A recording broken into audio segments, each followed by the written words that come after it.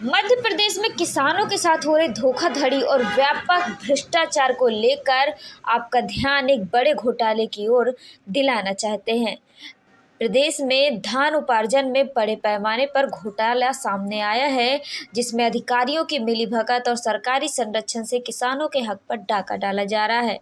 यह घोटाला कई सौ करोड़ रुपए का होने का संदेह है, लेकिन राज्य सरकार इसे दबाने का प्रयास कर रही है।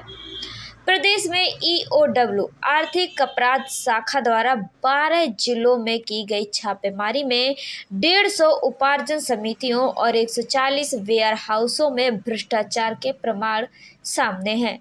अब तक की जांच में 19,910.53 मैट्रिक टन धान की हेराफेरी के सबूत मिले हैं, जिसकी कीमत लगभग 5 करोड़ रुपए आंकी गई है। सतना के एक वेयर हाउस में तो धान की जगह 535 क्विंटल भूसी पाई गई, जो दर्शाता है कि यह घोटाला कितने सुनियोजित तरीके से किया गया। यह पहला अवसर नहीं है जब भाजपा सरकार के संरक्षण में इस तरह का घोटाला हुआ हो।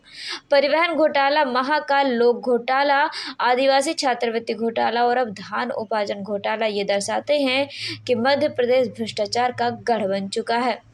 सच्चाई यह है कि भाजपा सरकार किसानों को ठगने का काम कर रही है। पहले तो समर्थन मूल्य पर धान खरीद में गड़बड़ी की गई और अब किसानों की उपज को भ्रष्टाचार की भेंट चढ़ा दिया गया। अगर इस घोटाले की निष्पक्ष जांच नहीं हुई तो यह किसानों के साथ घोर अन्याय होगा।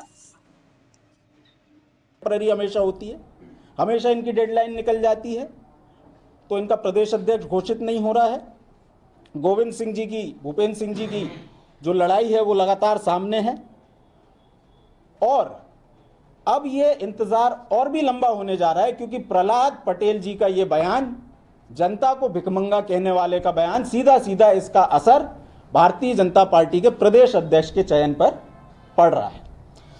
तो ये भीख वाला जो कटोरा है, इसका असर भाजपा के प्रदेश अध्यक्ष, और क्योंकि जब तक प्रदेश अध्यक्ष नहीं चुने जाएंगे तब तक राष्ट्रीय अध्यक्ष भी नहीं चुने जाएंगे, तो इस भीख के कटोरे ने भारतीय जनता पार्टी के राष्ट्रीय अध्यक्ष का चयन भी रोक करके रखा है। ये कांग्रेस पार्टी के आरोप हैं। इन दो मुद्दों को लेकर के आप सब साथियों को आज हमने आमंत्रित किया है। यदि आपके कोई प्रश्न हो तो आप पूछ सकते हैं। भारतीय जनता पार्टी साथियों, भारतीय जनता पार्टी को हमने जैसा कि वादा किया था कि मध्य प्रदेश समेत पूरे देश की जनता को इनके मंत्री द्वारा जो भिखमंगा कहा गया है, उसके विरोध में हम विरोध प्रदर्शन भी आयोजित करेंगे और भाजपा को हम कटोरे भेजेंगे। तो वो कटोरा हमारी तरफ से भेज दिया गया है। भाजपा के लिए हमने उसका पेमेंट भी कर दिया है और वो कटोरा पहुंचने के पहले यदि भाजपा माफ़ी मांग लेती है तो उस कटोरे का उपयोग वो चिड़ियाओं को पानी देने के लिए कर सकती है, लेकिन हमें लगता नहीं ऐसा होगा। और कांग्रेस पार्टी का ये आरोप है कि इस कटोरे और इस भिखमंगे वाले बयान की वजह से भारतीय जनता पार्टी का प्रदेश अध्यक्ष का तथा भारतीय जनता पार्टी का राष्ट्रीय अध्यक्ष का चयन भी रुका हुआ है।